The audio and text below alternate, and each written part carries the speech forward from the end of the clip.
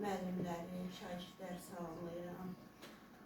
Sabah Xocalı faciəsinin ilk dönümüdür.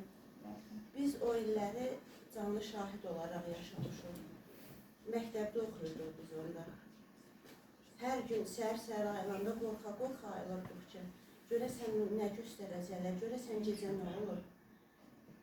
Çox pis günlər idi, ağır günlər idi.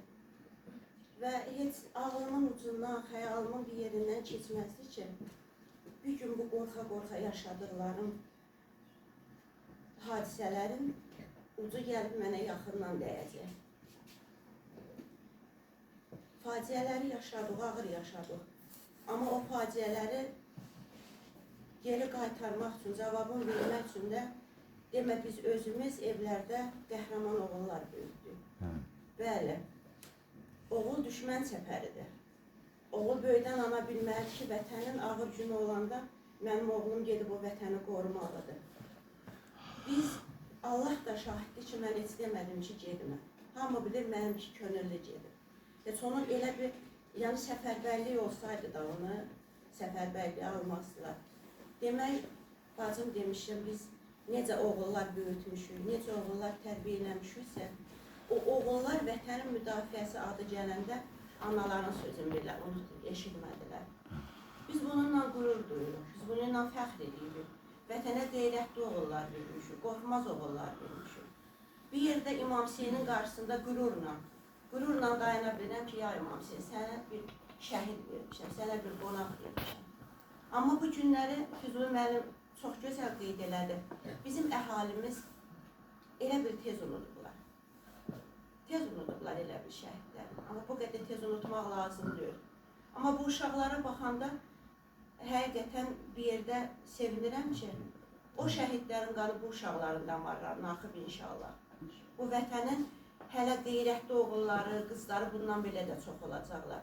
Çünki biz Azərbaycanlıyıq, bizim damarımızda axan qan isti coşqun qandır. Bunun qabağını heç kim ala bilməz. Bir də maşallah da o soyqırımına gəlmək istəyirəm. Məncə o da bir siyasətdir də. O qədər soyqırımı var qabaqlarına ki, siz də bir soyqırım eləmişsiniz. Amma həqiqətən soyqırımı olmayıb Azərbaycanda.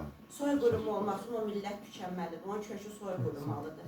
İnşallah olmayıb. Azərbaycanın milləti həmişə var olub, var olacaq və onu yaşadan deyil, bu qeyrətli oğullarımız, qızlarımız olacaq. Allah şəhidlərimizin ruhunu şad eləsin. O ruhların qarşısında biz analar özümüz baş əyirik, diz çökürük. Çünki o oğullar hardadır, biz hələ bu torpaq üstündəyik. Və bu xalqdan da yeganə təmənnimiz, xahişimiz olur ki, indi burada xalq yoxdur, uşaqlar var. Amma hər uşaq da bir evdən çıxır. Şəhidlərimizin ruhuna ehtiramla yanaşın. O ruhlara saygısızlıq eləməyin. Və şəhidlərimizi yaşadan böyük bir qüvvədə bizim yazarlarımızdır təbii ki. Onun toxunması o düzgün yazan. Şeir yazan, hikayə yazan, kitab yazan.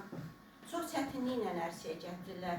Maddi olaraq, mənəvi olaraq göz yaşları ilə, ağrılarla əmələ gəlir. İndi maddiyyatdakı çətin zəmanədir də. Allah o yazarlarımıza güc qüvvət versin. Həmişə qələmləri iti olsun. Biz də elimizin, ovamızın yazarları olaraq onlara baxaq, qürur duyaq. Və bir yerdə də təsəlli tapaq ki, şəhidlərimizi yaşadırlar. Allah hamımızdan razı olsun. Çox sağ olun. Allah kömək.